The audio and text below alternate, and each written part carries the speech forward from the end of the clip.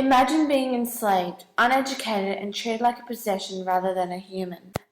Being whipped and physically and mentally abused. Would you curl up and accept your fate, allowing your oppressor to control and destroy your soul? Or would you find strength in the injustice, rise up and fight for what is yours, freedom and dignity?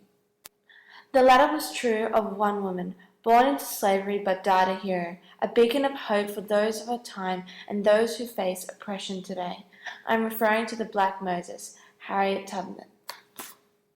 It all started in Maryland. Around 1820, Araminta Ross was born, later changing her name to Harriet when she married her first husband, John Tubman, in 1844 in respect of her mother.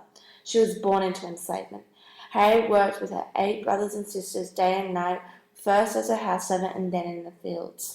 Her childhood was filled with violence and physical abuse, in particular from the lashes which her body carried the scars for life. There was the emotional abuse and fear, none more evident than having to watch 3 sisters sold off to traders. However, the defining moment that would set her on a future path was when her mother, Rip, prevented the sale of her brother.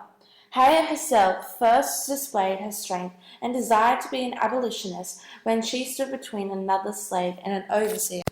The overseer then threw a 2-pound weight that struck her head, causing her to endure head injuries such as narcolepsy, severe headaches, and seizures for the rest of her life. Despite her father's freedom and the promise of her mother's freedom, she remained a slave, as did her siblings. In 1849, Harriet seized the opportunity, fleeing with her brothers. They returned. She did not. A reward was offered for her return, as illustrated in Source A. Harriet made use of the network known as the Underground Railway to travel nearly 90 miles to Philadelphia, as seen in Source B.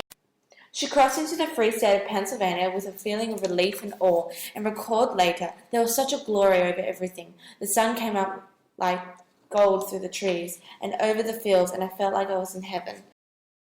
Harriet, even though being in the safe boundaries of Pennsylvania, chose to risk her own life to help others enslaved, both her family and strangers. She created a series of signs and secret messages by tapping into the culture of her people to help set them free. The use of songs was a part of the daily lives of those who worked in the field, a way to find comfort and release pain they suffered. One of her favourite songs was Sweet Chariot. Within the lyrics lied secret messages. "Swing low, sweet chariot, come forth to carry me home," meant that the Underground Railway was coming south to take the slaves north. It was these simple cultural elements that aided Harriet's success. However, this all came to a halt with the passing of the Fugitive Slave Law in 1850. Harriet, the conductor of the Underground Railway, then diverted the path through to Canada, where slavery was prohibited. Harriet stated, "I never ran my train off the tracks, and I never lost a passenger." Her experience drove her to ensure each and every slave had what she had and what they deserved. Throughout the Civil War, Harriet worked with the Union Army as a cook, nurse, and as a spy, for which she received $200 for her 3-year service, eventually leading her own expedition onto the Combahee River, freeing 700 slaves from South Carolina. Source D depicts the details of this mission, clearly illustrating the major success through the burning barnyards in the background to the slaves diving into the water to freedom. After her war, she returned to Auburn, where a smaller land became her home and the home to many freed slaves. This is where she met and married her second husband, Nelson Davis, a Civil War veteran, and they adopted a young daughter.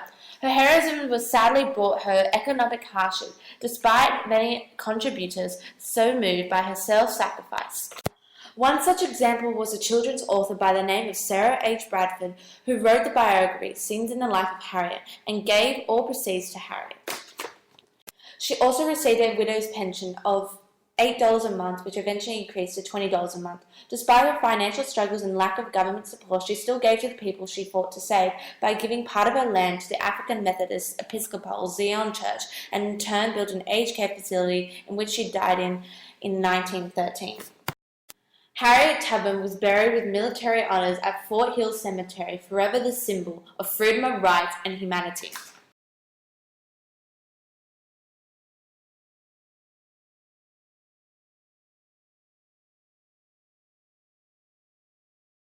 Created using Powtoon.